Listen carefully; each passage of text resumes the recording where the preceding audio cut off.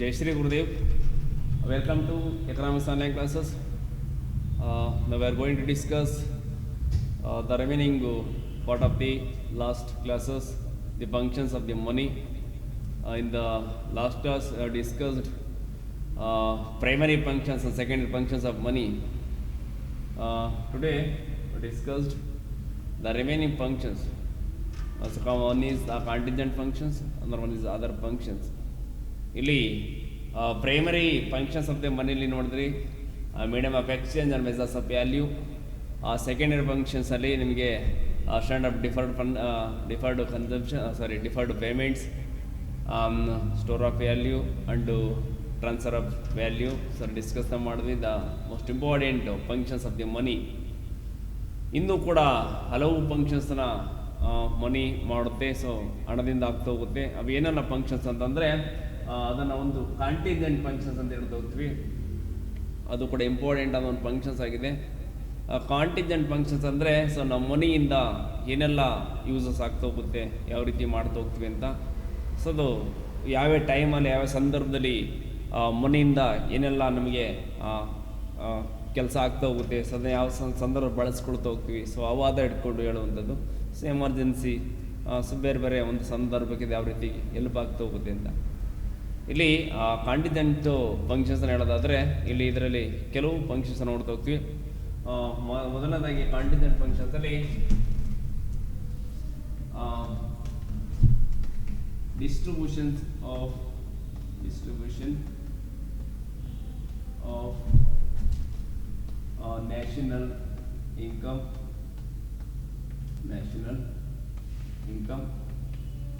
The most important functions. ನಿಮಗೆ national income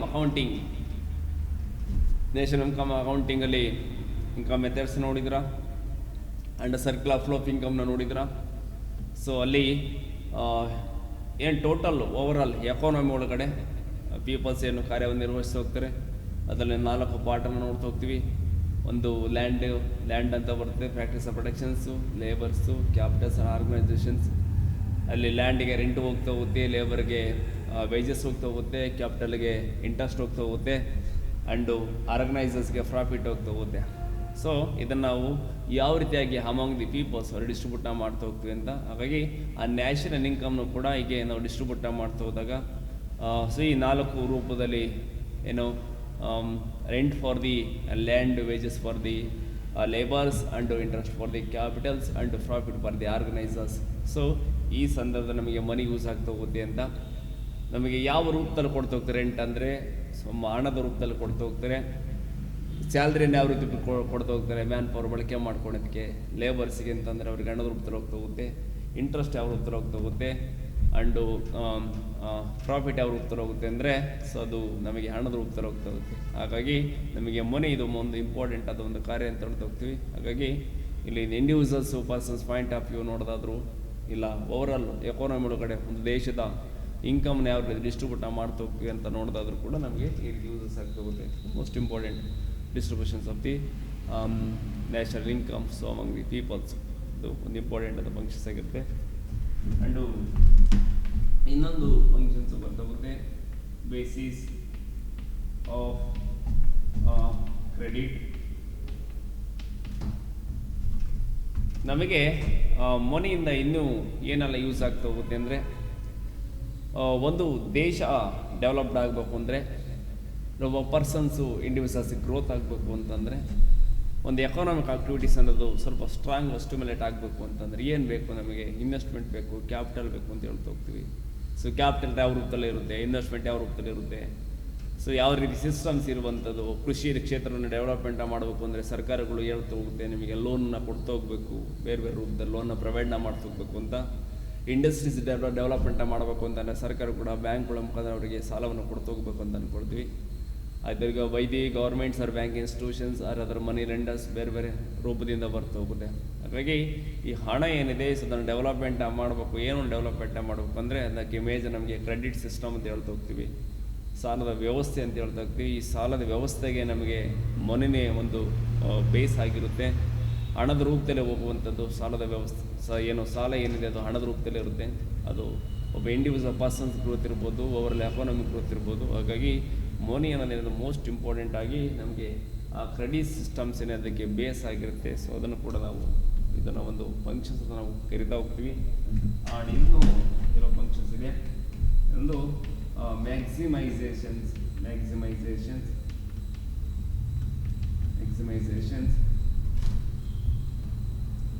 of consumer and producer satisfaction.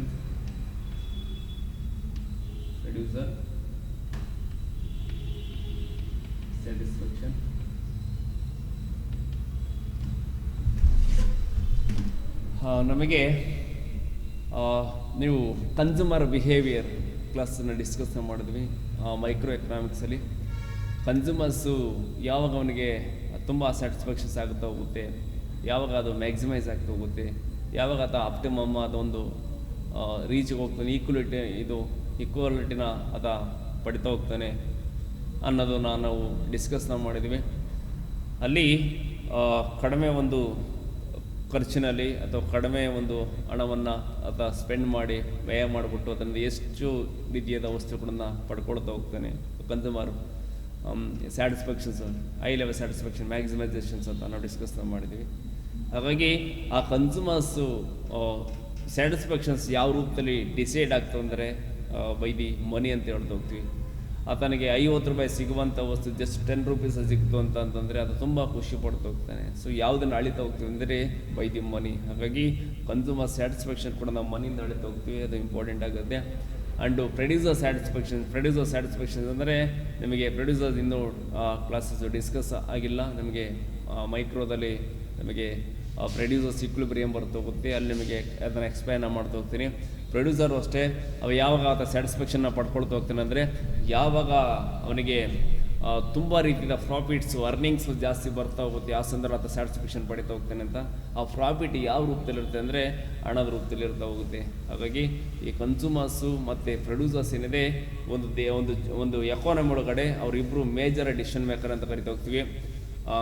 ಒಂದು outsource ಒಂದು firms ಅಂತ ಅಂದ್ಕೊಂಡ್ರೆ consumers is if a part of the outsource ಅಂತ ಅಂದ್ಕೊಂಡಾಗ, ಆ್ಯಂಡು ಪ್ರೊಡ್ಯೂಸರ್ಸ್ ಅಂತಂದರೆ is a part of the firms ಅಂತ ಅಂದ್ಕೊಂಡಾಗ ಸೊ ಮೇಜರ್ ಡಿಸಿಷನ್ ಮೇಕರ್ ಆಗಿರುತ್ತೆ. ಡಿಮ್ಯಾಂಡ್ ಸೈಡ್ ಸಪ್ಲೈ ಸೈಡ್ ಅಂತ ಹೇಳ್ತಾ ಹೋಗ್ತೀವಿ. ಹಾಗಾಗಿ ಇವರ ಒಂದು ಅವರ ಅರ್ನಿಂಗ್ಸು ಅವರ ಸ್ಯಾಟಿಸ್ಫ್ಯಾಕ್ಷನ್ಸ್ ಏನಿದೆ ಅದು ಡಿಸೈಡ್ ಆಗುವಂಥದ್ದು ಹಣದ ರೂಪದಿಂದ. ಹಾಗಾಗಿ ಇದೊಂದು ಇಂಪಾರ್ಟೆಂಟ್ ಆದ ಫಂಕ್ಷನ್ಸ್ ಅದನ್ನು ನಾವು ಕರಿತಾ ಹೋಗ್ತೀವಿ. ಇನ್ನೊಂದು ಇಂಪಾರ್ಟೆಂಟ್ ಆದ ಫಂಕ್ಷನ್ಸ್ ನೋಡ್ತಾ ಹೋಗ್ತೀವಿ ಕಾಂಟಿಜೆಂಟ್ ಫಂಕ್ಷನಲ್ಲಿ. ಇನ್ನೊಂದು liquidity and uniformity.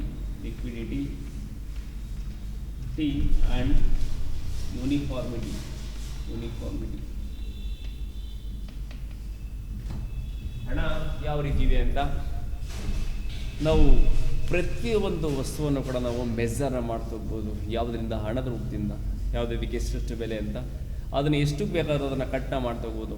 For example gold ಅಂತಂದರೆ 1 ಗ್ರಾಮಿಂದ ಹಿಡಿದು 1 ಕಿಲೋದವರೆಗೂ ತಗೊಳ್ತಾ ಹೋಗ್ಬೋದು.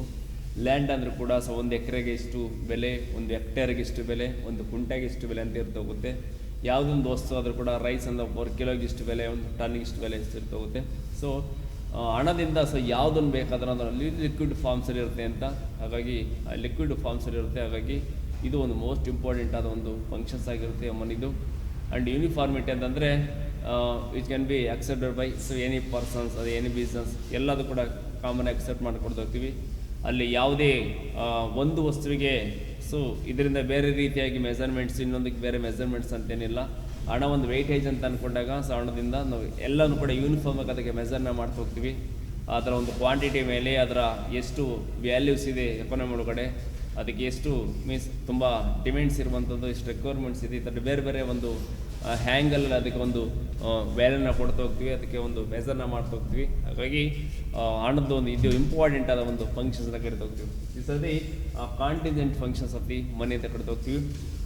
ಒಂದು distributions on national income, base of the credit, measurements of the credit, consumers and producer satisfactions and liquidity and uniformities. It is the contingent functions. So ಅದರು functions ನೋಡ್ತಾ ಹೋದಾಗ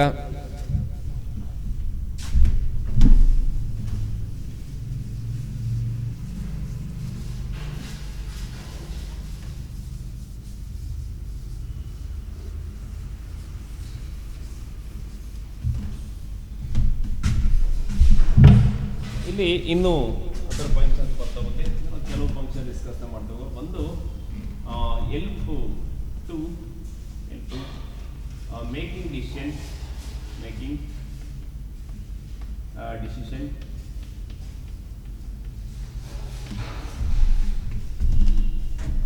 ಇದು ಮನೆ ಇದೆ ಹಣದಿಂದ ಸಮಥಿಂಗ್ ಡಿಸಿಷನ್ಸ್ ತೊಗೊಳ್ತಾ ಹೋಗ್ತೀವಿ ಅಂತ.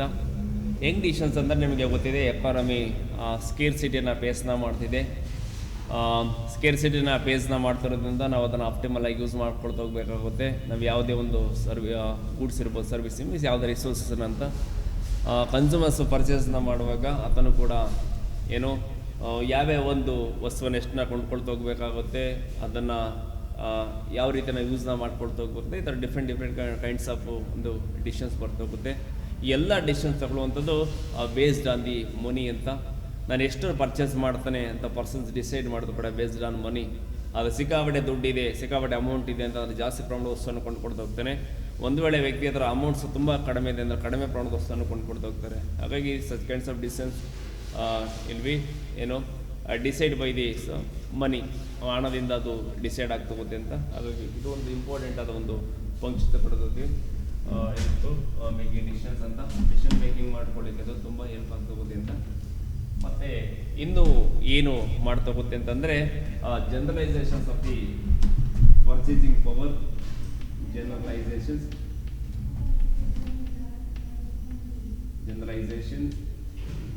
of purchasing power.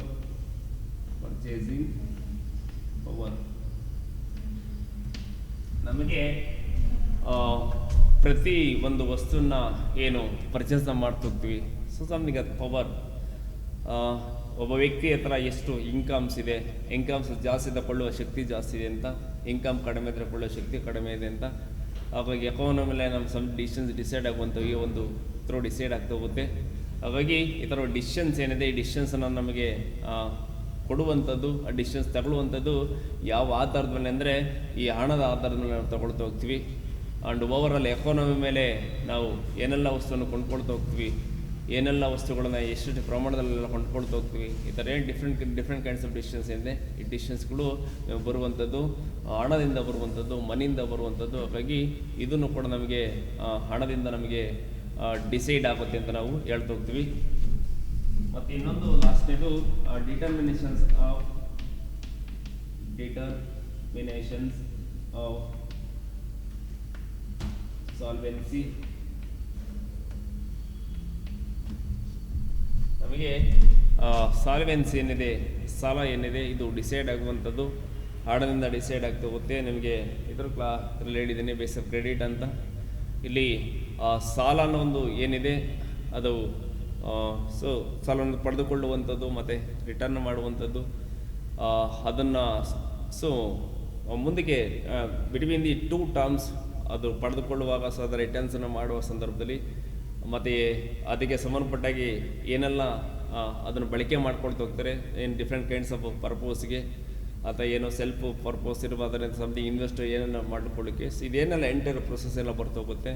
ಅದು ಇಂಡಿವಿಜುವಲ್ಸು ಪಾಯಿಂಟ್ ಆಫ್ ವ್ಯೂ, ಅದರ overall economy point of view, ಇದೆಲ್ಲ ಡಿಸಿಷನ್ಸ್ಗಳು ಏನಿದೆ ಎಲ್ಲ ಡಿಸಿಷನ್ಸ್ಗಳು ತಗೊಳ್ಳುವಂಥದ್ದು ಬೇಸ್ಡ್ ಆನ್ ದಿ ಏನೋ ಮನಿ ಅಂತ ಹೇಳ್ತಾ ಹೋಗ್ತೀವಿ. ಹಾಗಾಗಿ ಇದು ಕೂಡ ಇಂಪಾರ್ಟೆಂಟ್ ಅನ್ನೋ ಫಂಕ್ಷನ್ಸ್ ಕರಿತಾ ಹೋಗ್ತೀವಿ. ಹಾಗಾಗಿ ಹಣ ಅಂತಂದರೆ ಇಲ್ಲಿ ಮೇಜರಾಗಿ ನೀವು ಡಿಸ್ಕಸ್ನ ಮಾಡಿದ್ದೀವಿ. Primary functions, secondary functions, contingent functions and other functions. ಇಲ್ಲಿ ಇಷ್ಟೆಲ್ಲ ರೀತಿಯಾದ ಕಾರ್ಯವನ್ನು ನಿರ್ವಹಿಸ್ತಾ ಹೋಗುತ್ತೆ.